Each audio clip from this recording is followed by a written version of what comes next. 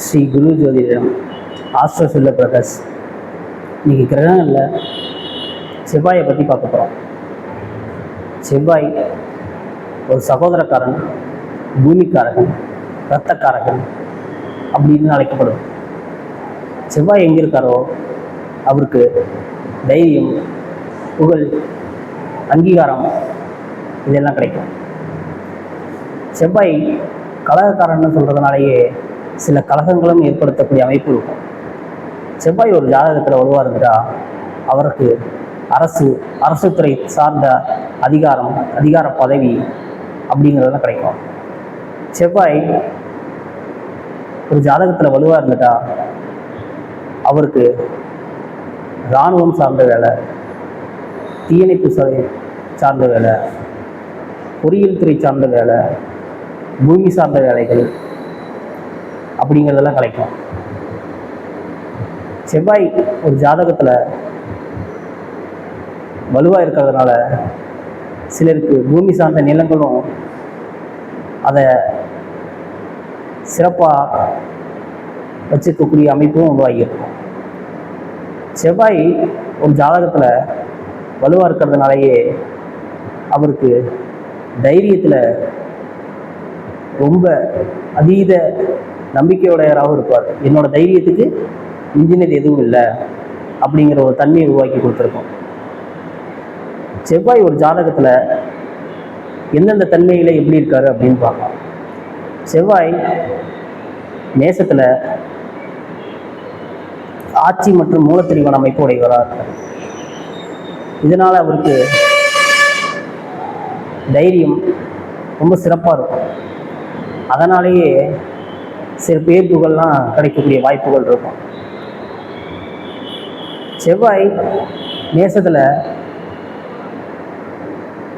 இருக்கிறதுனாலேயே பூமி சார்ந்த விஷயங்களில் ஆற்றல், அரசாங்க தொடர்பு இதெல்லாம் ரொம்ப எளிமையாக கிடைக்கப்பட்டிருக்கும். இதற்கு செவ்வாய் ரொம்ப முக்கியத்துவமானவராக பார்க்கப்படுது. அடுத்து ரிஷபத்தில் சமத்தன்மை பெறாது. இதனால் பொருள் ஈட்டுறதுல ரொம்ப தடைகள் ஏற்படக்கூடிய அமைப்பாக இருக்கும். அதிகப்படியான வரவை பெறக்கூடிய தன்மை இல்லாமல் இருக்கும். பேச்சில் தடுமாற்றங்கள் இருக்கும். வீடு அமைக்கிறதுல கொஞ்சம் தடுமாற்றம் இருக்கும். குடும்பத்தில் சில சண்டைகள் உருவாகும். இவரோட முன்கோபத்தினால சில பிரச்சனைகள்னால உருவாகி கொடுத்தது. செவ்வாய் மிதுனத்தில் இருந்தார்னா கொஞ்சம் புத்திசாலியாக சிந்திக்கக்கூடியவராக இருப்பார். அவர் அங்கே பகைத்தன்மையை பெறாரு. ஆனாலும் இவர் முன்கோபிங்கிறதுனாலேயே சில சங்கடங்களை உருவாக்கி கொடுத்துரும். அதனால் சில சலிப்பு சங்கடம்லாம் உருவாக்கி கொடுத்துரும். முக்கியமாக இவர் முயற்சியினால தோல்வி அடையக்கூடிய நிலையை உருவாக்கி கொடுத்துரும். இவர் போடுற முயற்சிகள் தோல்வியில் போய் முடிஞ்சிடும். செவ்வாய் கடகத்தில் இருந்தால் அவர் நீச்சத்தன்மை பெறார். இதனால் தாய் வழி உறவுகளிடத்தில் சங்கடங்களை உருவாக்கி கொடுத்துரும். தாய்க்கு நோய் போகிற காரணங்களை உருவாக்கி கொடுத்துரும். முக்கியமாக ரத்தம் சார்ந்த பிரச்சனையை உருவாக்கி கொடுத்துரும். இது ரொம்ப நாள்பட்ட பிரச்சனையாக கூட அவங்களுக்கு வெளிப்படலாம். அவங்க சில நோய்க்கான அறிகுறிகளோடு இருக்கக்கூடிய அமைப்பு உருவாக்கி கொடுத்துரும். பூமி சார்ந்த விஷயங்களில் செவ்வாய் நீச்சம் அடைகிறதுனாலேயே, இந்த கடகத்தில் நீச்சம் அடைகிறதுனாலேயே நிலம் சார்ந்த விஷயங்களில் போர்வெல் போடுறோம், கேணி வெட்டுறோம் அப்படின்னு தொடங்கினாங்களாம். அது பல ரூபா செலவு செஞ்சு கூட தண்ணி இல்லாமல் போகிற நிலைமையை உண்டாக்கி கொடுத்தோம். செவ்வாய் சிம்மத்தில் இருந்தால் அவர் நட்புத்தன்மை பெறாரு. குலதெய்வ வழிபாடு, பங்காளிகள் மூலியமாக உறவு, நுண்ணறிவில் சிறந்தவராக இருப்பார்.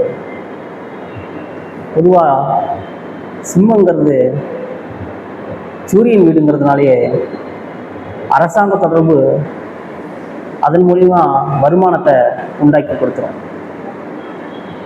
செவ்வாய் கண்ணியில் இருந்தார்னா அவர் அங்கே பகைத்தன்மை பெறுறாரு. கண்ணியில் இருக்கிறதுனால அவர் ரத்தம் சார்ந்த பிரச்சனையோ முன்கோபியாக இருக்கிறதுனாலேயே சில சண்டைகளையும் சச்சரவுகளையும் உண்டாக்கி கொடுத்துரும். இது ரொம்ப காலமாக நீடிக்கக்கூடிய பிரச்சனையாகவும் இருந்திருக்கும். இந்த பிரச்சனை தீர்ந்து போகிற பிரச்சனையாக இருந்தாலும் இவர்னாலேயே இந்த பிரச்சனையை தொடர்ந்துகிட்ட அமைப்பும் தொடர்ந்து வரக்கூடிய அமைப்பும் உருவாக்கி கொடுத்துரும்.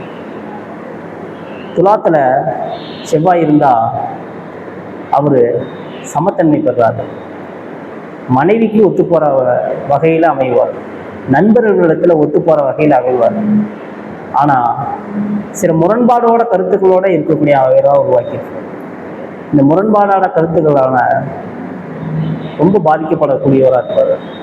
நண்பர்களை புரிஞ்சுக்கக்கூடிய நிலையை உருவாக்கி கொடுத்துரும். மனைவியை புரிஞ்சுக்கக்கூடிய முடியாத நிலையை உருவாக்கி கொடுத்துரும். செவ்வாய் விருச்சகத்தில் இருக்கிற ஒரு ஆட்சித்தன்மை பெறுறாரு. இதனால தைரியம் வீரியம் புகழ்லாம் இதுக்கு எளிமையாக கிடைச்சிடும். அதனால பேர் புகழ் அடையக்கூடிய வாய்ப்புகள் நிறையா இருக்கும். இருந்தாலும் சில முக்கியமான முடிவுகள் எடுக்கிறதுல தடுமாற்றங்களை சந்திக்கக்கூடியவராக இருந்திருக்கும். அவருக்கு அவரே பிரச்சனை அப்படிங்கிற மாதிரி இருக்கும். அவரோட முன்கோபத்தனமும் முரட்டு சுவாபமும் இவருக்கு பிரச்சனைகளை உண்டாக்கி கொடுத்துரும். செவ்வாய் தனுசுல இருந்தார்னா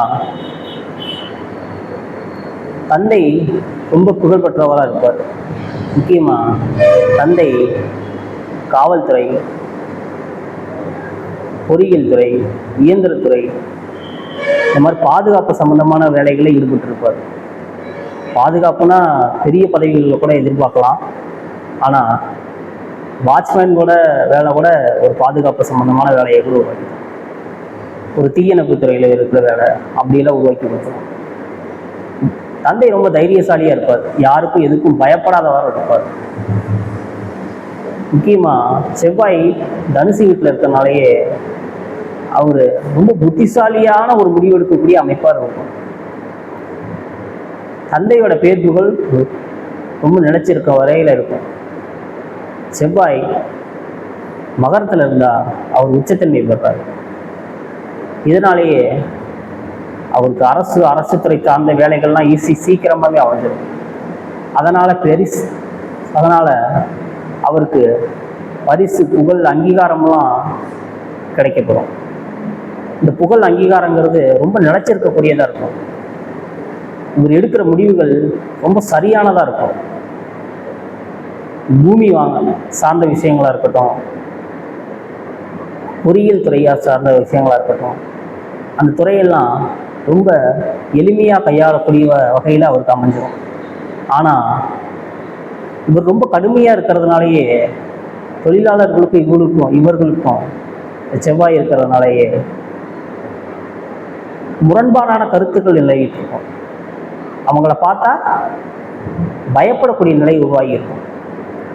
தொழிலாளர்கள் செவ்வாய் இருக்கிறதுனாலேயே ரொம்ப முரண்பாடான கருத்துக்களை உருவாக்கி கொடுத்துரும். அவ்வளோ சுமூகமாக அணுகக்கூடிய முறையில் இருக்க மாட்டாங்க. இவருக்கு தொழிலாளிகள் அமைகிறது குதிரக்கொம்பான விஷயமா இருக்கும். ஆனால் அப்படி அமைஞ்ச தொழிலாளர்களும் ரொம்ப நம்பிக்கைக்குரிய ஆளாக இருப்பாங்க. சில நேரங்களில் அவங்களாலே பேர் புகழ் கிடைக்கிறது கூட உதவிடும். செவ்வாய் தனுசுல இருந்தால் அங்கே சமத்தன்மை பெறார். லாபம் கிட்டுறதுல தட்டுப்பாடு இருக்கும். வெளிநாடு பயணம், வெளிநாட்டு முதலீடுல ரொம்ப அக்கறை காட்டி அதில் தோற்று போகிற நிலைமையை உருவாக்கி கொடுத்துரும். எவ்வளோ சம்பாதிச்சாலும் கையில் நிற்கலை அப்படிங்கிற நிலைமையை உருவாக்கி கொடுத்துரும். அதிக முதலீடு செஞ்சு தோற்று போகிற நிலைமையை கூட உருவாக்கி கொடுத்துரும். இளைய மனைவின்னு சொல்கிறவங்க அவங்கள்ட்டையும் ரொம்ப சங்கட்டமான நிலையை உருவாக்கி கொடுத்துரும். செவ்வாய் மீனத்தில் இருந்தால் நட்புத்தன்மை வருவார். ரொம்ப தூக்க விரும்பியாக இருப்பார். அதனாலேயே சில முக்கிய முடிவுகள் எடுக்கிறதுல தடுமாற்றங்களை சந்திக்கக்கூடியவராக இருப்பார். இவருக்கு அரசு துறை சார்ந்த வேலைகள் அமையும், முக்கியமாக பாதுகாப்பு துறை சார்ந்த வேலைகள். அதில் இவர் சிறந்து விளங்கக்கூடிய அமைப்பு இருக்கும். ஆனால் இவருக்கு தூக்கங்கிறது கொஞ்சம் போராட்டமான காலமாக தான் இருக்கும். இப்படி செவ்வாய் பல பரிணாமங்களில் ராசி கட்டத்தில் அமர்ந்து தன்னுடைய வேலையை செய்யுது. உங்களுக்கு ராசி கட்டத்தில் செவ்வாய் எந்த இடத்துல இருக்காருன்னு சொல்லுங்கள். நன்றி.